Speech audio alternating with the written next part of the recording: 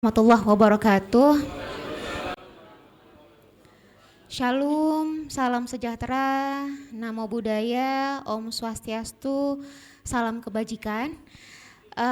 Nuwun sewu, hari ini kita akan bersama dengan para fasilitator nasional. Sebelum nanti saya akan mulai, saya perkenalkan dulu. Kalau beliau tidak hanya sebagai fasilitator nasional, tapi sudah instruktur nasional moderasi beragama.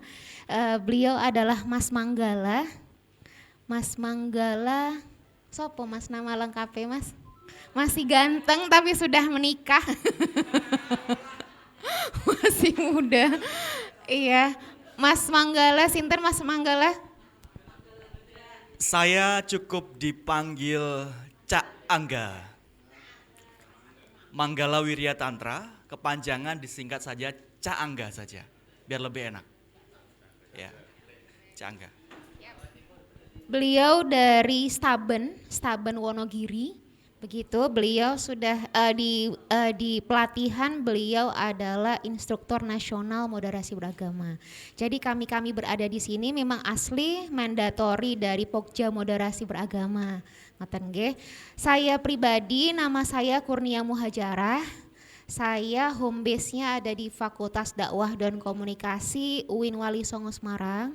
Jadi semalam itu berangkatnya dari Bekasi menuju ke sini, ada beberapa pekerjaan yang perlu diselesaikan, tapi alhamdulillah hari ini kita bisa bersama-sama di sini. Ini nuwun sewu Bapak dan Ibu sekalian, bukan karena usia, bukan karena apa, tapi asli ini adalah mandatori. Bukan juga karena kami lebih muda atau apa, tidak bermaksud juga untuk menggurui, tapi karena ini adalah sosialisasi penguatan moderasi beragama. Jadi sudah ada moderasi beragama sebelumnya, tapi memang namanya memang belum ada. Nanti ini diperkuat lagi karena memang dalam term moderasi beragama memang banyak sisi yang nanti kita persatukan persepsinya, dan kita semuanya berada di sini untuk penguatan moderasi beragama versi Kementerian Agama Republik Indonesia. Nah, ini nuwun sewu, saya akan mulai. Nuwun sewu juga, ini mungkin kita akan running sedikit lebih cepat karena tadi Mas Agus dan juga saya panggilnya Mas juga lah biar semuanya lebih fresh gitu ya. Ini Mas Agus, Bapak dan Ibu saya panggilnya Mas, Mbak atau Bapak dan Ibu? Saya yang tua jadi nuwun sewu sangat gitu ya. Bapak dan Ibu yang ada di sini ya. Jadi ini kami datang di sini dari mandatori dari Kementerian dari Pokja Moderasi Beragama, diundang oleh Kementerian Agama dari Kabupaten Blora. Ini tadi ada Mas Agus, sudah diantarkan sama Mas Agus. Ada juga tim monitoring dari Kanwil Jawa Tengah.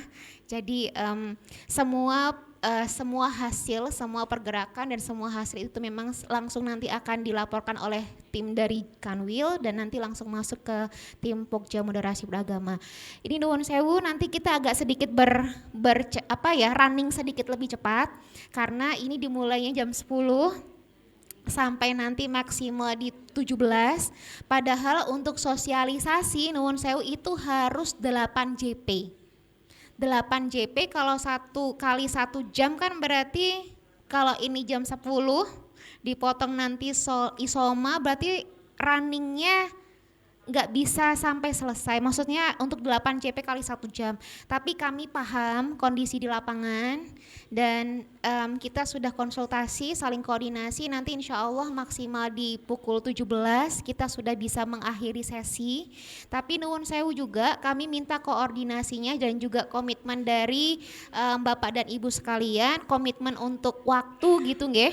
Komitmen terkait dengan waktu, jadi kalau nanti misalnya jam 12 kita sudah isoma, sebelum nanti pukul 1 nanti Bapak dan Ibu juga sudah kembali ke sini. Jadinya bisa jam 17 insya Allah nanti kami akan kerjar materi agar semua materi untuk 8 JPL bisa terselesaikan.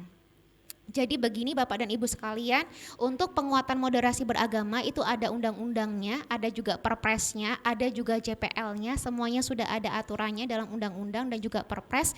Jadi dan juga KMA, dari Kementerian Agama. Jadi minta tolong sekali untuk komitmen terhadap waktu. Makatan tadi juga sudah linknya ya, sudah juga. Bapak dan Ibu sekalian, ini sebelum kita masukin ke ranah materi, Bapak dan Ibu sekalian, ini sebenarnya adalah alur pelatihan PMB Kementerian Agama. Alurnya panjang sekali. Sedangkan yang kita habiskan di sini hanya di 8 JPL. Jadi kalau di ranah pelatihan itu, sosialisasi itu adalah term yang level paling rendah. Nuwun sewu, bukan berarti mendiskreditkan, bukan, tapi memang inilah faktanya. Ini sosialisasi itu nanti ada beberapa materi dan ini hanya di 8 CPL. Nanti kita akan bedah sedikit, setidaknya kalau nanti ke depannya Bapak dan Ibu sekalian mendapatkan panggilan lagi dari Kementerian Agama dari Blora ataupun misalnya nanti dari Jateng begitu ya. Nanti ketika nanti naik JPL berarti nanti akan naik juga materi-materi yang dieksplorasi. Nah, materi yang hari ini itu nanti kita akan masuk di udar asumsi dan bangun perspektif, itu cuma di 1 JPL. Lalu ini belum ada. Urgensi PMB dengan skenario thinking itu juga belum ada. Ansos itu nanti kita akan pelajari juga hari ini.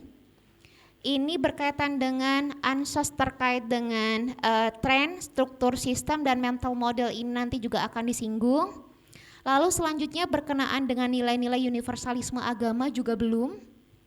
Walaupun memang iya kita ini berada di 5 agama ya, 5 pemuka agama yang ada di sini, tapi nanti hanya akan disinggung sedikit. Lalu nanti kita akan bicara berkenaan dengan konsep moderasi beragama. Jadi nanti kita akan masuk di sini udar asumsi, ansos dengan iceberg and U prosesnya nggak masuk U proses, tapi hanya dianalisis icebergnya aja. Jadi ini juga cuma separuh. Konsep moderasi beragama itu nanti juga 2 JP. Lalu nanti akan ada wawasan kebangsaan dan jati diri Kemenak itu 1 JP. Ini nanti tidak ada. Sikap diri ASN ansih itu nanti nggak ada, tapi ini nanti langsung masuk di sini. Selanjutnya berkaitan dengan ekosistem PMB juga belum ada kalau materinya sosialisasi. Lanjut berkenaan dengan strategi PMB dengan proses U, ini juga belum, karena nanti kita hanya di icebergnya aja tapi belum di U prosesnya. Apalagi berkenaan dengan proses U itu juga belum ada. Berkenaan dengan membangun gerakan dengan kepeloporan pun belum ada. Tapi ada 1 materi untuk sosialisasi nanti berkenaan dengan 9 kata kunci. Jadi nanti setelah materi di udar asumsi, lalu di analisis sosial iceberg, lalu nanti di konsep moderasi beragama, sebelum nanti masuk di wawasan kebangsaan itu ada materi yang berkenaan dengan 9 kata kunci moderasi beragama. Nanti kita akan lihat di sini apakah moderasi beragama itu bersinggungan dengan 6 agama resmi yang ada di Indonesia atau sebenarnya itu adalah kontradiktif. Jadi selepas dari pelatihan ini kita bisa mengcounter narasi-narasi nyinyir berkenaan dengan moderasi beragama. Lalu nanti materi yang terakhir itu berkaitan dengan wawasan kebangsaan dan jati diri Kemenak, lalu nanti closing. Nah, ini kalau nanti dipolakan, jadi panjang sekali. Semoga nanti ke depannya Bapak dan Ibu sekalian bisa terpilih, bisa lebih update lagi berkenaan dengan materi-materi pelatihan yang memang sangat amat komprehensif. Lagi-lagi kalau sosialisasi kita masih di 8 JPL, tapi semoga nanti kami bisa menyinggung beberapa materi-materi yang lain. Begitu. Lalu kita nanti akan masuk di materi yang selanjutnya berkenaan dengan udar asumsi. Cuma nuwun sewu nanti materi di udar asumsi itu materinya materi sedikit berat. materinya tuh banyak bahasa Inggrisnya, bukan berarti sok gaya-gaya, tapi memang itulah ilmu. Jadi aduh ki opo ki kok ngeluh. Simpan dulu ngeluhnya, tapi setidaknya dapat yang lebih banyak. Begitu nggih? Baik. Bapak dan Ibu sekalian, kita tuh punya yang namanya salam moderasi. Jadi jadi nanti ada begini, maksudnya kita tuh sejajar sama sederajat, begitu nggih? Lalu ada juga yang namanya power whoosh. Power whoosh itu untuk apa? Untuk penyegaran, untuk memberikan energi positif, feedback positif. Jadi di moderasi beragama itu memang terasumsikan untuk selalu banyak husnudonnya daripada suudonnya. Bisa saja sebenarnya interpretasi jelek itu bukan karena objek sana yang jelek, tapi mungkin kekurangan kita sebagai subjek untuk lebih banyak belajar. Nanti kita akan ulas lebih lanjut lebih detail. Nah, berkenaan dengan power whoosh Bapak dan Ibu sekalian, ini jadi nanti kalau misalnya saya pergantian atau nanti misalnya saya mengapresiasi Bapak dan Ibu sekalian, ada yang namanya power whoosh. And the technique is, jadi saya bilang power whoosh 1, 2, 3, bukan langsung whoosh begini. Ya, biasanya kalau audiennya udah senior itu biasanya belum udah langsung whoosh begini. Karena ternyata dalam beberapa hal itu kalau yang namanya hitungan itu lebih menyatukan. Gitu. Jadi power whoosh 1, 2, 3. Oke, kita tes dulu ya. Kita tes dulu ya. Power whoosh. Alhamdulillah, senang banget ini, energi positifnya luar biasa ya. Enggak hush, whoosh. Kalau bahasa Inggris itu WH itu panggilannya bukan whoosh. Bukan whoosh, jadi kereta api whoosh, apalagi gusah. Tapi kalau di WH, kalau di bahasa Inggris kan bacanya H ya, whoosh. Jadinya WHO bacanya hu, bukan wu. Kalau kita kan wu. Who is you? Who. Nah, bukan who tapi who. Oke, baik.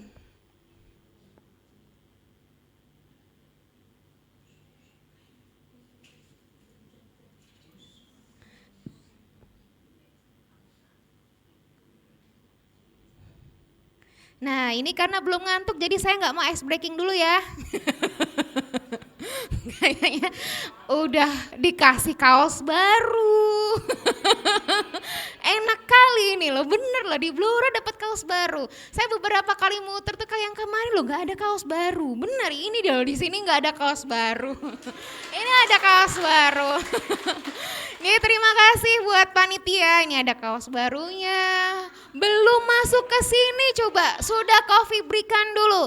Nikmat mana lagi yang akan didustakan? Oke, baik.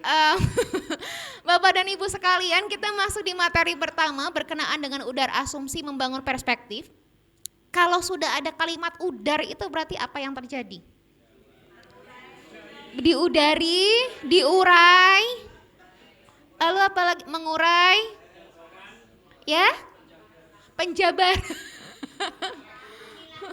memilah-milah, ngurak-ngurak,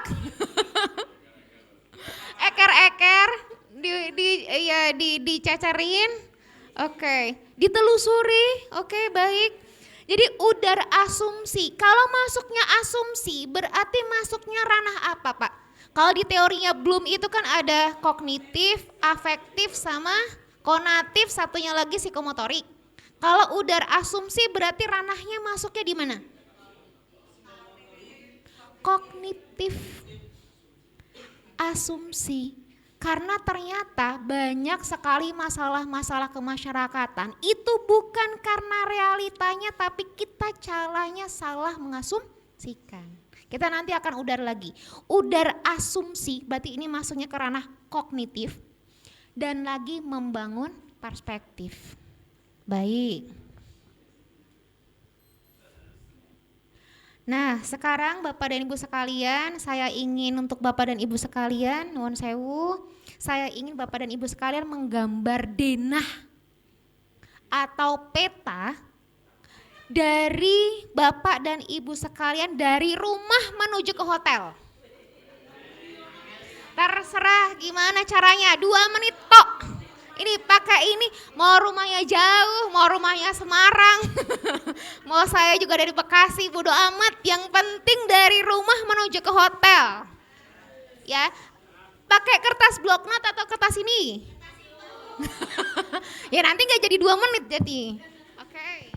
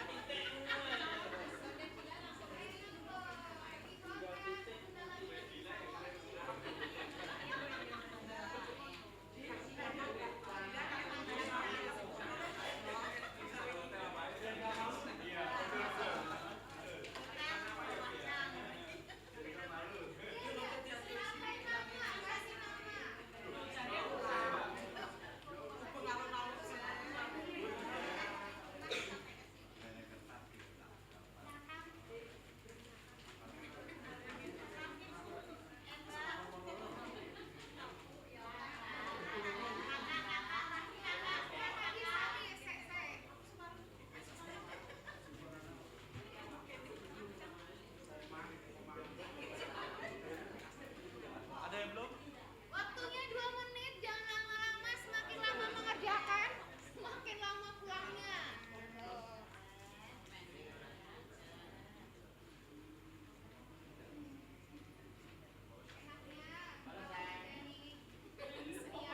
Sudah, ya hop di situ dulu, hop.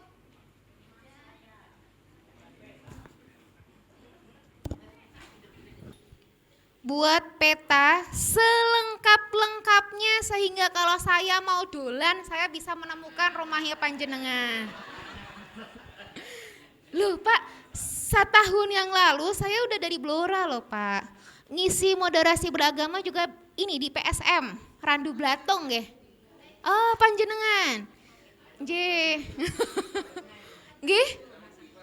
Ya, Bu Alifa. Saya sama tim Bu Alifa itu dulu pernah pengabdian. Nah.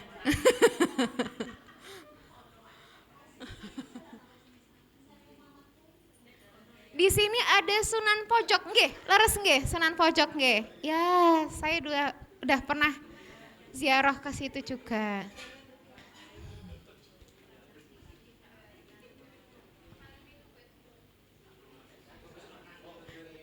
Oh, Gondorio. Oh. Jangan-jangan kita tetangga, Pak? Iya, Pak. Oh iya. Mosok, Pak.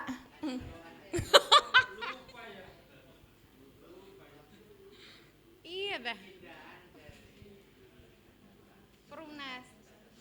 Nggih.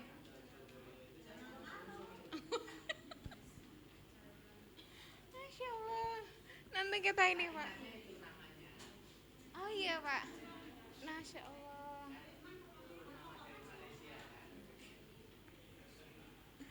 Iya, betul. Saya cuma numpang lahir, Pak, Bu, di Malaysia. Cuma numpang lahir, jadi agak nggak secantik orang-orang Indonesia ya. Nggih, sudah di-keep dulu. Sudah semuanya? Sudah. Oke, waktu 2 menit sudah berakhir.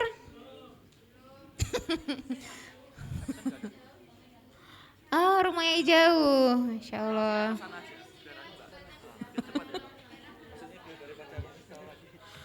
Ya Allah.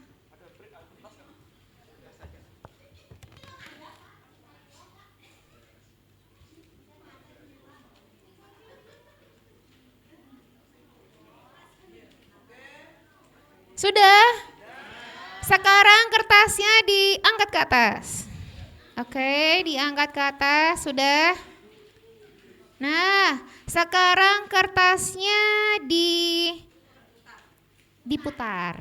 Bukan diputar, kalau diputar mah begini ya. Jalan ke kanan. nanti saya oper. Iya, kasih nama dong. Buat petanya agar bisa mafhum. Saya kalau dolan ke rumah bapak dan ibu bisa dolan. Sudah dikasih nama sejelas-jelasnya. Oke, angkat. Sudah? Ke kanan satu. Yo, main-main. Satu. Op. Di bapak di sini. Lu kok wes numpuk. Iki wes piro? Baru satu kok udah dapat dua, Pak. Iki piye iki? Pak Yai iki piye, Pak Yai? Tambah lagi satu. Iki piye nih? Oh, udah dua. Iya nanti siap. Lagi satu. Baik, sek. Iya, sek yang belakang nanti. Pak Yai.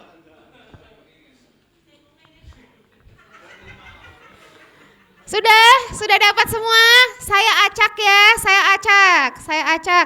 Di antara semuanya ini yang paling detail, yang kira-kira kalau Bapak dan Ibu dolan itu langsung, gampang. Ini memang petanya sangat memahamkan.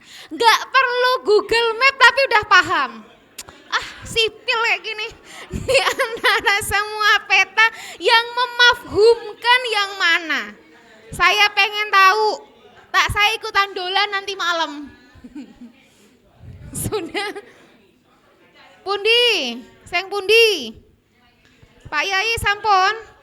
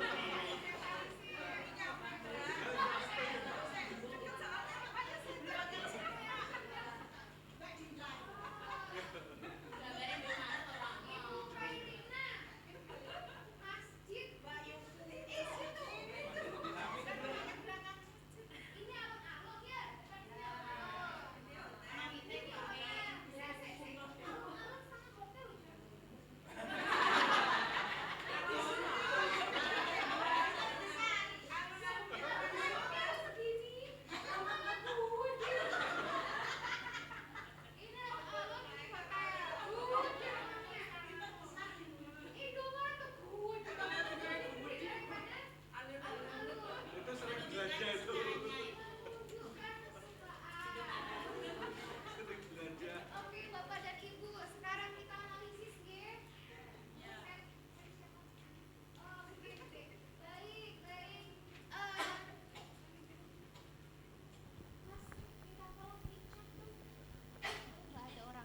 Oke. Kita manual dulu. Mas minta tolong flip chart. Kertas buat tulisan. Jadi, Bapak dan Ibu sekalian, kita bisa simpulkan sederhana dari perjalanan peta-peta itu kenapa Bapak dan Ibu nggak yakin, nggak percaya terhadap kinerja kepayahan teman-teman panjenengan semua, nggak bisa mempercayai karena apa? Nggak jelas. 2, belum kenal. Pak, Google Maps juga nggak kenal-kenal juga, Pak.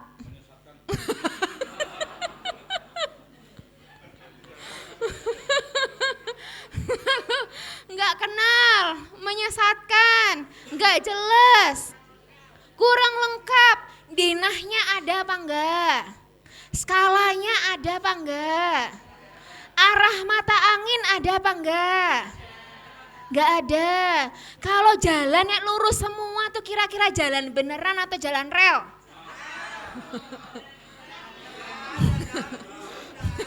Enggak ada jalan lurus. Jalan itu kelok-kelok, yang ada hanya jalan yang terus ya Pak ya. Jalan yang panjang tapi selalu akan ada kelokan. Asal enggak nikung aja. Jadi, Siratal Mustaqim, hanya satu-satunya jalan Tuhan, itu adalah jalan yang paling lurus. Baik, bisa dibagikan kembali, diputar kembali, yuk balik-balik. Ke kiri, tadi kan ke kanan, ayo fokus, 1, 2, 3, 4, 3, nggih.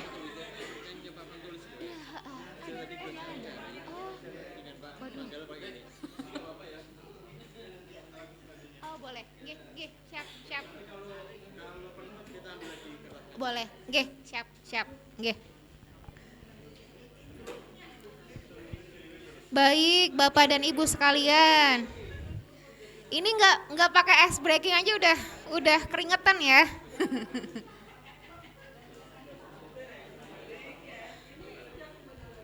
Udah harus kembali lagi. Bapak dan Ibu sekalian, kesimpulan besar dari ini adalah peta itu bukanlah wilayah. Google Map itu juga bukan wilayah. Peta bukanlah wilayah. The map is not territory. Sekarang kita lihat peta yang ada dimanapun itu bukan menggambarkan wilayah yang sebenarnya. Wilayah dalam hal ini adalah teritori, ini adalah realita yang sebenarnya. Tapi map, peta, bisa saja ini adalah penggambaran asumsi, bisa saja ini apa yang ada dalam otak kita. Nah, kita masuk lagi. Ini kalau mau lebih detail, tapi saya lihat ini nggak bisa buat wifi-nya jelek di punya saya. Nanti ini kalau mau lebih detail ya. Peta bukanlah teritori. Peta adalah asumsi yang ada di kepala kita. Lagi-lagi masuknya asumsi, berarti ranahnya adalah masih di ranah kognisi, kognitif. Teritori adalah fakta. Teritori adalah realita. Terkadang nuwun sewu, asumsi kita itu sudah dihukumi sebagai fakta. Nggih napa nggih? Iku kae lho, wong kok iso sugih kaya ngono ki, sugih kapan to? Golek kerjane kapan, paling lho iku lho pesugihan. Baru asumsi tapi sudah menjadi fakta, padahal baru asumsi. Yang ada, yang terjadi fenomena saat ini, asumsi sudah dihukumi sebagai fakta. Nggih napa nggih? Nah, lanjut. The map is not territory. Ini dari kalimatnya Pak Gregory Bateson. Beliau adalah seorang antropolog. Peta adalah sebuah realitas internal yang mewakili isi kepala manusia. Wilayah teritori adalah realitas eksternal yang mewakili segala peristiwa atau kejadian di luar kepala manusia dan bersifatnya faktual. Kalau sudah faktual berarti susah untuk dibantah. Karena realitas internal itu ada di otak kita, realitas eksternal adalah fakta atau realita itu sendiri. Nah, seseorang terkadang lebih memilih menciptakan peta pikiran sendiri dibandingkan berhubungan langsung dengan realitanya. Terkadang Bapak dan Ibu sekalian, kita lebih mudah untuk menyimpulkan padahal belum reservasi, belum riset, belum melakukan telaah, tapi sudah langsung menjustifikasi bahwa otak kita, pikiran kita adalah hal yang paling benar. Saya akan buktikan kembali. Bapak dan Ibu, ini ada yang namanya ladder of inference. Ladder of inference itu bukan ladder of conclusion. Kalau yang namanya inference itu artinya adalah penyimpulan. Ini adalah tangga penyimpulan, bukan tangga kesimpulan. Saya sederhanakan ya. Di sini adalah actual of experience. Ini adalah pengalaman. Di atas adalah aksi. Yang terkadang kita lakukan nuwun sewu, kalau ada pengalaman, kalau ada peristiwa, langsung dijudge, langsung masuk di sini. Asumsinya ini ketika ada hal, ada peristiwa, langsung bertindak seakan-akan ini adalah sebuah kebenaran, padahal ini bisa saja ini adalah asumsi tapi sudah langsung diinterpretasikan. Jadi terkadang nuwun sewu pakai banget, terkadang di sini adanya namanya ketika ada realita lapangan sudah langsung masuknya ke reaksi. Padahal ini saat ada real bird ini, kenapa di sini ada real bird, di sini ada interpreted bird? Terkadang kita tidak melihat masalah, terkadang kita mengabaikan masalah, tapi kita mendewakan asumsi otak kita sendiri. Seakan-akan asumsi kita sendiri itu benar. Kayak kok wong kok sesugih pol kayak ngono ki kapan kerjane? Kayak nek ra duwe tuyul ki ra mungkin. Jadi udah asumsi itu langsung nanti masuknya ke judgment. Nah, di sini Bapak dan Ibu sekalian, di sini ada yang namanya ladder of inference. Harusnya, sebaiknya ketika ada masalah, itu nanti dilihat dulu datanya gimana. Jangan-jangan kita hanya melihat data itu dari satu orang, tapi tidak melihat dari orang yang lainnya. Pernah dalam suatu kitab itu kan Nabi Daud aja pernah salah karena Nabi Daud itu hanya mendengarkan satu sisi tapi belum mendengarkan sisi yang lain. Itu seorang nabi. Nabi aja pernah salah tapi karena Nabi maksum, makanya Nabi langsung dibenarkan, langsung direaktifkan sama Allah. Ini selected data. Lalu dalam proses yang selanjutnya itu ada tambahi. Dengarkan dari satu pihak aja misalnya, lalu nambahinya kita itu berdasarkan pengalaman, berdasarkan reaksi, berdasarkan apa yang ada di lapangan, itu nanti penambahan di sini ya pancen kok aku ora pernah ndelok wong kae lo kerja kapan kaya subuh-subuh ki aku wis lunga ki lho kira ono mah ditambah-tambahin. Kita hanya mendengarkan tuh dari satu sisi. Ini kan ibu-ibu banget ya, bahasanya ibu-ibu banget nih. Kalau mau nanti yang misalnya lebih politis nanti mungkin Prabowo Gibran, wah tambah ribut meneh nanti. Aku ora pernah ndelok aku lho wis kerja ki jam 5 lho metu, tapi aku ora pernah ndelok kok iso dene kok sugih ya. Itu added meaning. Nambahi lagi assumption, asumsi lagi. Subuhan kok era pernah subuhan yang masjid kok. Jadi udah tambah meneh. Ora pernah subuhan yang masjid kok iso sugih ya. Aku sing subuhan aku kok ora sugih-sugih. Nah, nambah lagi kan. Lagi nanti di atas ketika ini sudah menuju asumsi tambah kae lho kaya iki kaya ora wajar iku duwite kok. Iki mesti ki ono sing rewang, iki mesti ki ono kaya prewangane iki. Ibu-ibu banget kan. Nanti dari conclusion nuwun sewu ini nanti jadinya beliefs, kepercayaan. Kalau sudah beliefs nanti maksudnya di action. Iki pasti iki prewangan iki. Iki kok omah kok ganti bolak-balik kan prewangannya orang Jawa kan macam-macam. Ada tuyul, ada apa lagi? Ada itu loh yang sangkar bongkah tuh apa namanya, jadi bolak-balik rumah yang udah bagus di itu kandang bubrah, terus apa meneh, pesugihan tuyul, pesugihan babi ngepet, Jian. Dan uniknya ya Bu, nuwun sewu, saya juga kan senang dengan hal-hal yang seperti ini ya. Tuyul-tuyulnya atau jin-jinnya yang ada di Indonesia, jin setan yang ada di Indonesia tuh semuanya difabel Pak Bu. Pernah mikir nggak? Suster ngesot, lo difabel, suster ngesot.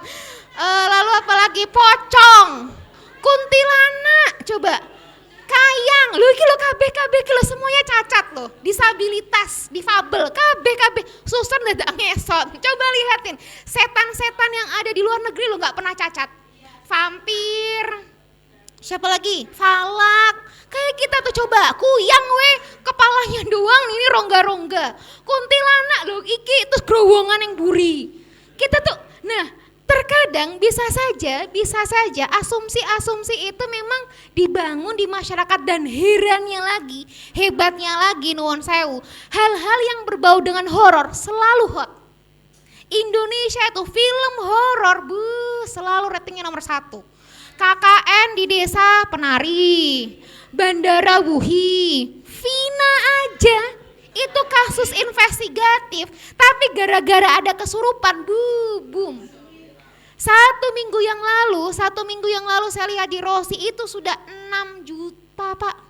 Saya juga termasuk orang yang juga kepo. Tapi sebenarnya bukan horornya, saya penasaran. Kok bisa ya, kasihan banget kan itu. Terus kok bisa berdarah-darah. Kebetulan juga saya juga aktivis gender, kok bisa sih sampai sebegitu mengerikannya. Ternyata kan di luar itu semuanya banyak banget ya investigatif. Nah, udah jangan masuk ke sana. Nah, sekarang nuwun sewu Bapak dan Ibu sekalian. Yang terjadi sebaiknya, ini bukan seharusnya ya, sebaiknya ketika ada peristiwa, ada 7 tangga yang kita lewatin. Ada actual of experience, ini ada data, lalu naik di sini. Setelah itu di sini ada yang namanya reflective loop. Dilihat lagi, bener apa enggak ya? Cok lo aku yang salah. Makanya kenapa dalam Islam itu ayat yang pertama berkenaan dengan Iqra. Iqra tuh nggak hanya sekedar baca Bu, Pak, tapi nganalisis, mendengar. Terkadang nuwun sewu, kita Bapak dan Ibu sekalian kan semuanya pemuka agama. Sudah punya jemaat gitu ya, kalau para romo, para pemuka agama, para pendeta, kebetulan kemarin April itu saya bersama dengan pendeta seluruh Jawa Tengah di Kanwil itu sudah berkhutbah, udah punya jemaat, udah paling keren. Tapi terkadang ada satu sisi yang terkadang lupa, berkaitan dengan kemampuan untuk mendengar. Kenapa di sini saat nanti naik tangga itu ada yang namanya reflective loop, ada juga reflective learning. Terkadang bisa saja asumsi kita yang salah karena kita nggak mau dengar. Naik lagi nanti di sini satu lagi, coba dilihat, jangan-jangan loh caraku menginterpretasikan itu salah.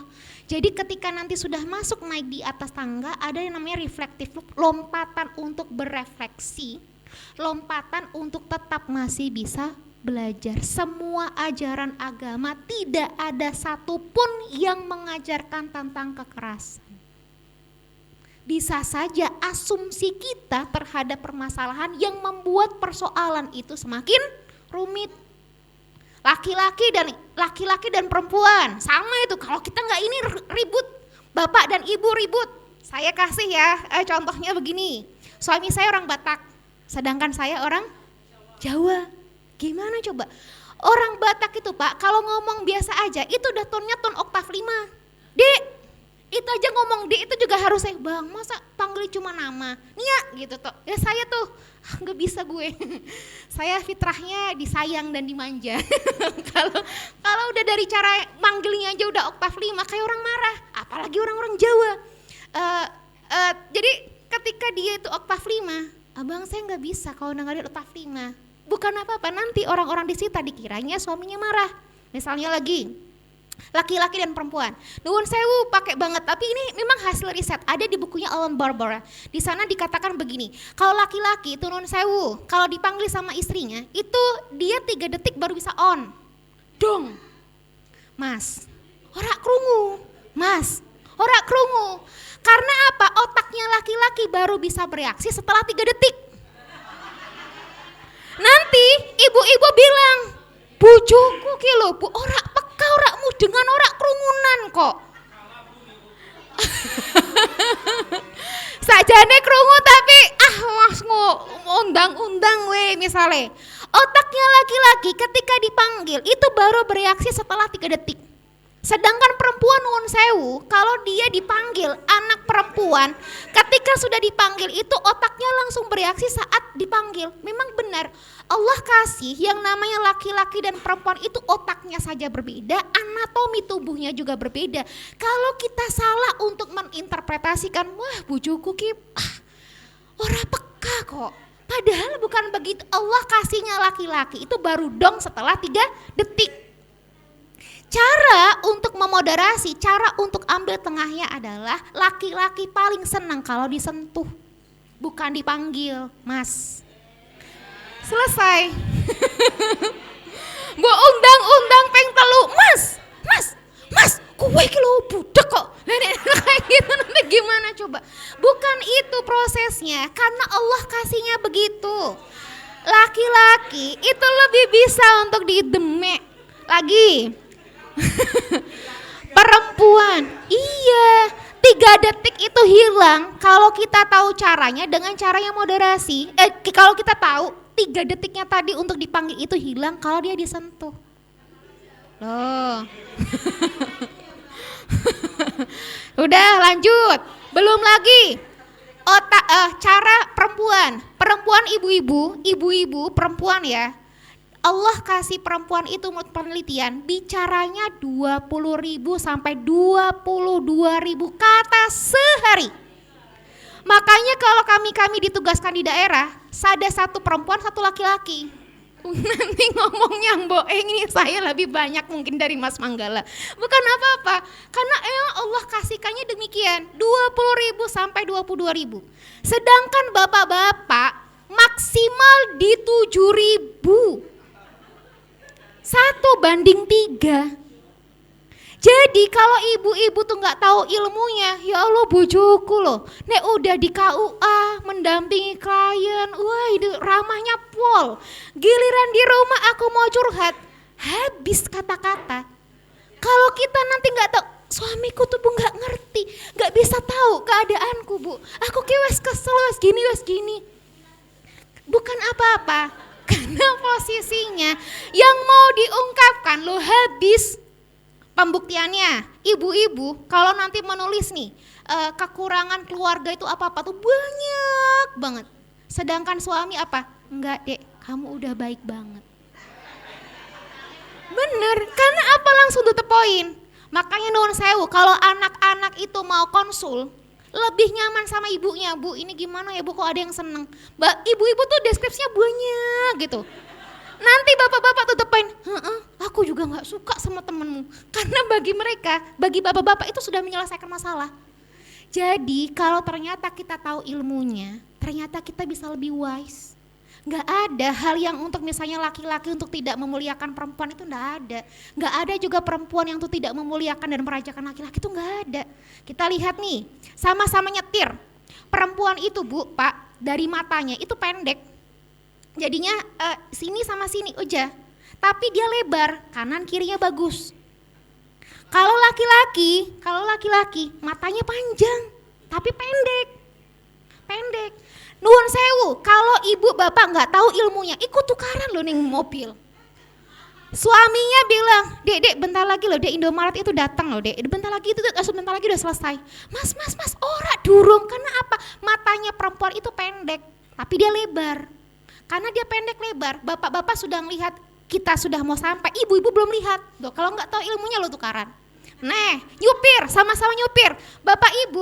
Bapak-bapak itu kalau untuk yang kanan kiri itu rating apa macam-macam itu lebih ke apa ya, refleks ya, lebih ke nanti enggak apa ini istilah Pak kira-kira. Ibu-ibu, mas. Jadi kayak gitu. Kalau nggak tahu ilmunya ikut tengkar terus loh Bu. Kue lo dek kayak ngomong ae wis kene koyo ngono kayak gantian we. Kayak gitu. Nek udah digituin wis menang.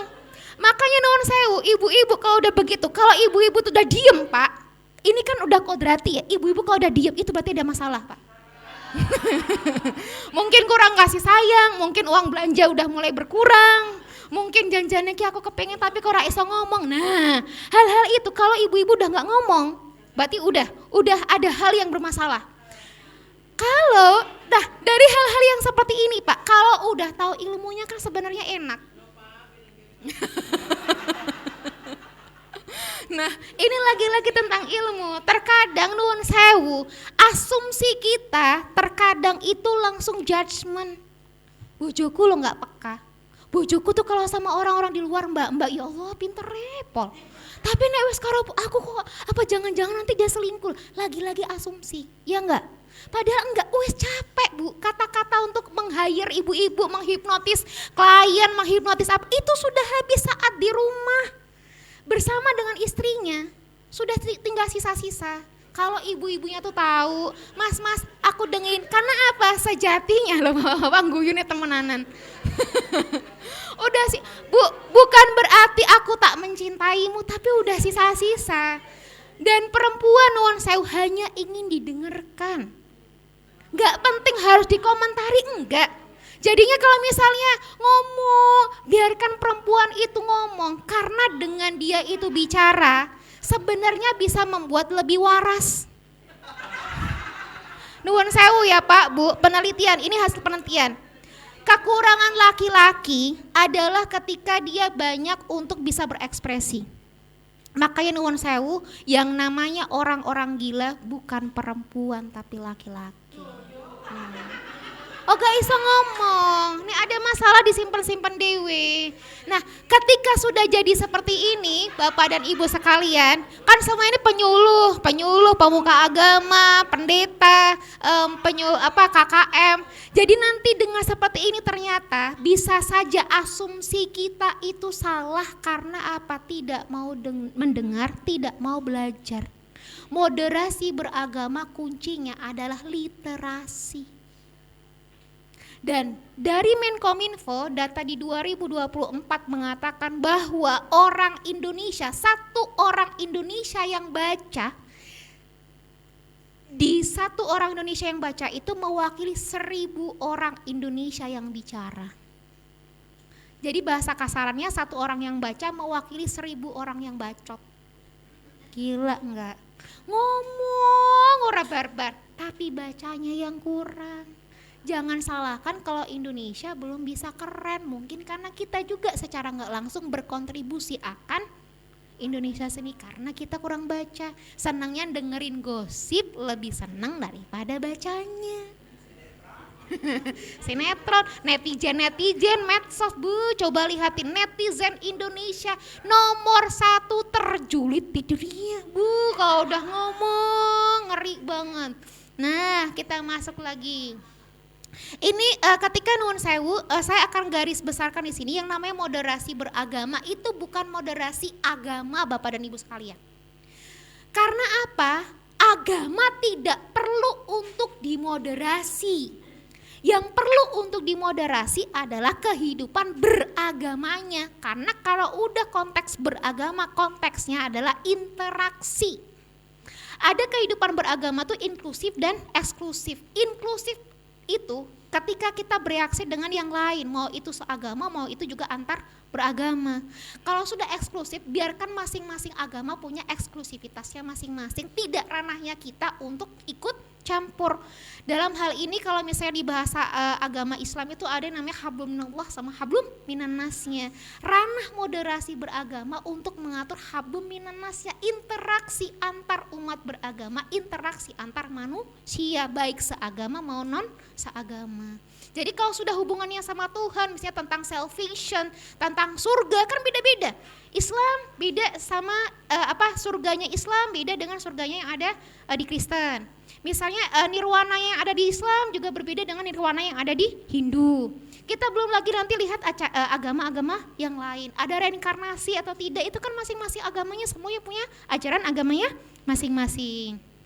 Nah nih, ini kan juga kalimat-kalimat narasi yang sebenarnya menyesatkan ya. Konspirasi kafir untuk membunuh muslim. Coba gimana coba? Yang namanya muslim, yang namanya kafir, Hun Sewu ya. Honda, Yamaha itu dari mana? Dari Jepang. Kita kan belum bisa memproduksi sendiri kan. Itu dari Jepang tuh apa? Rata-rata kan itu bukan muslim kan, kafir kan. Nah posisinya, ini adalah konspirasi kafir untuk membunuh muslim. Karena apa? Dia tabrakan, lalu mati, nanti yang disalahkan adalah Hondanya. Itu piye ngono iki. Kalimatnya konspirasi kafir untuk membunuh muslim. Konspirasi non muslim untuk membunuh muslim. Ini gimana coba nih? Liberal tolak hukum agama. PKI tolak hukum agama. Liberal sama dengan PKI. Ini gampang banget dan ini narasi-narasi yang menyesatkan. Belum lagi hal-hal yang lain. Nah, ini kita udah mulai masuk hal-hal yang rumit nih. Ini namanya ada proses U, ada juga proses N. Dalam sebuah ilmu yang namanya dari Byzantine Institute. Ini proses N, ini proses U. Proses N itu proses yang kalau bahasanya saya memudahkan, ini adalah proses jalannya malaikat. Kalau yang ini adalah proses jalannya devil. Berarti apa? Kalau malaikat berarti ininya setan. Jadi sebenarnya dalam hati nurani kita tuh ada hal-hal yang selalu kontradiktif. Kayak aku tuh seneng kayak karo Mas Kai, tapi Mas Kai kalau wis duwe bojo. Jadi guyu ibu-ibu. Katanya nengke banget, tapi kok wis duwe bojo kayak gitu. Jadi sebenarnya dalam hati kita tuh ada hal-hal yang memang kontradiktif ya. Nah, hal-hal yang kontradiktif ini dalam bahasa-bahasa ini adalah yang namanya menghadirkan sama ignorance. Menghadirkan itu adalah presenting, kalau absencing atau ignorance itu adalah mengabaikan. Kalau dalam bahasa ini dengan cara ada ini sama-sama ada fakta, tapi kalau kita mau melihat, mau merasakan, akhirnya ada simpati, menghadirkan. Nanti setelah itu nanti akan mengkristal dan akan membuat sebuah reaksi baru. Ini saya baru penjelasan awal. Kalau nanti mau lebih detail, kita akan bahas lebih detail lagi, tapi tidak di sini sepertinya.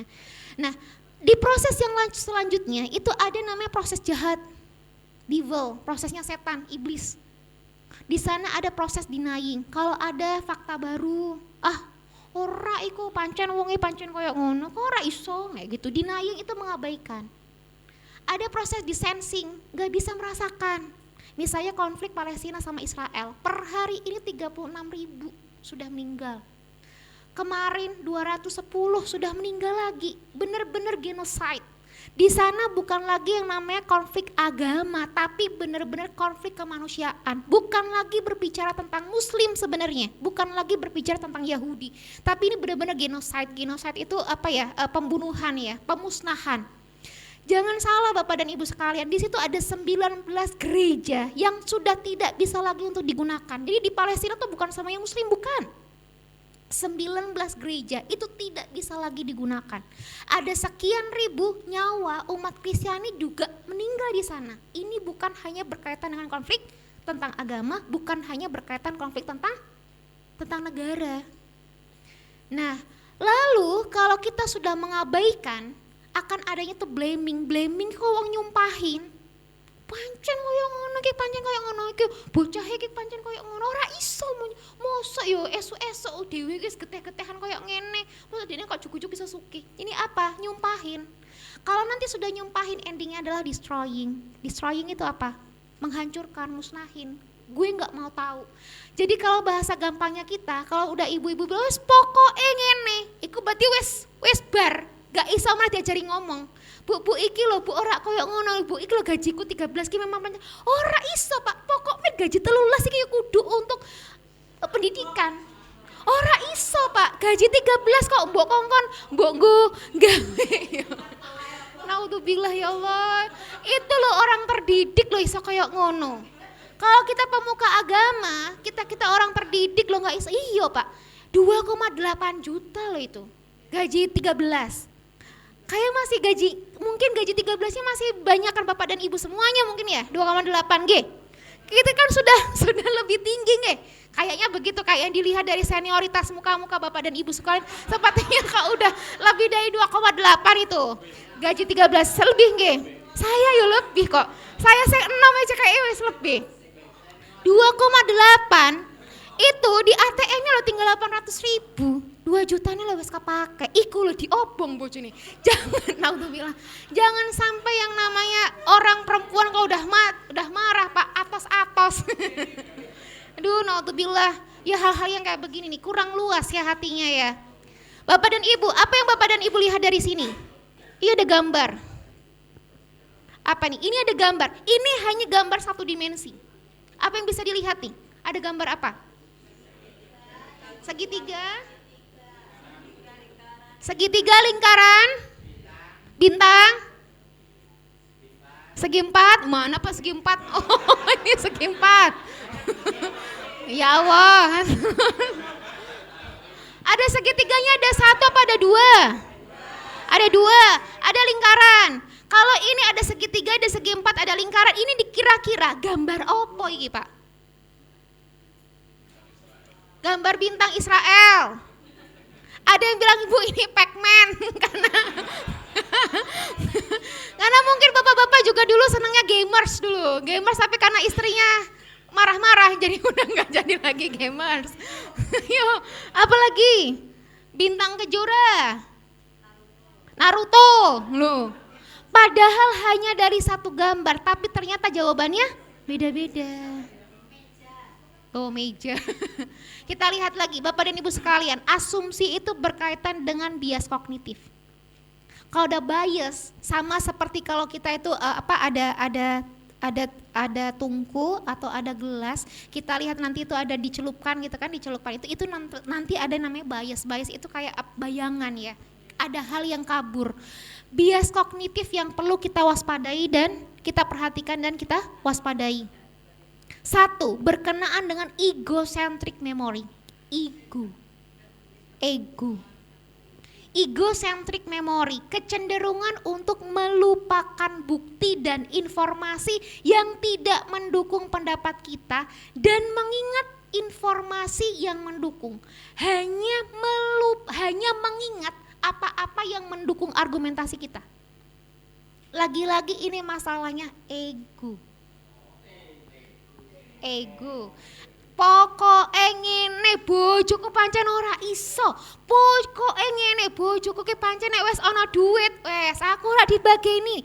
Pokoke sing jenenge wong wedok, sorry bojoku tak bagei. Nah, mengoreksi egocentric memory dengan cara sengaja mencari bukti dan informasi yang tidak mendukung pendapat kita. Coba asumsikan bahwa informasi seperti itu, asumsikanlah bahwa Anda belum mencarinya secara benar. Kok aku gak dikasih ya gaji 13 ya bojoku, kok iso gak tekan utuh ning aku ki. Jangan-jangan iki janjane masalah opo ya? Oh mungkin sepeda motore kempes, dadine kudu ganti ban. Terus misalnya lah, masa ganti ban kok ya 3 juta ya? Egocentric memory. Kan tadi kan saya bilang, lu kudune iki lu kan 2,8 lah kok tekan ning aku kok 2,5. Mungkin gembes bane, mungkin koncone butuh disilih koncone, mungkin temennya juga ada yang mau bojo meneh. Astagfirullah. Yang kedua, lagi-lagi egocentric myopia. Lagi-lagi tentang ego. Kecenderungan alami untuk berpikir absolut dalam sudut pandang yang sangat penting. Dalam sudut pandang yang sangat sempit. Caranya rutin berpikir dengan sudut pandang yang bertentangan dengan sudut pandang kita. Maksudnya begini, kalau ibu-ibu selama ini itu kita itu berlaku seperti ibu-ibu, seperti istri. Coba bayangkan kalau Anda semuanya adalah suaminya.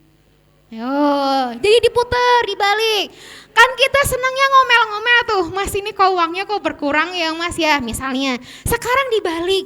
Ya Allah, udah dibujuk yuk angel cepule ya.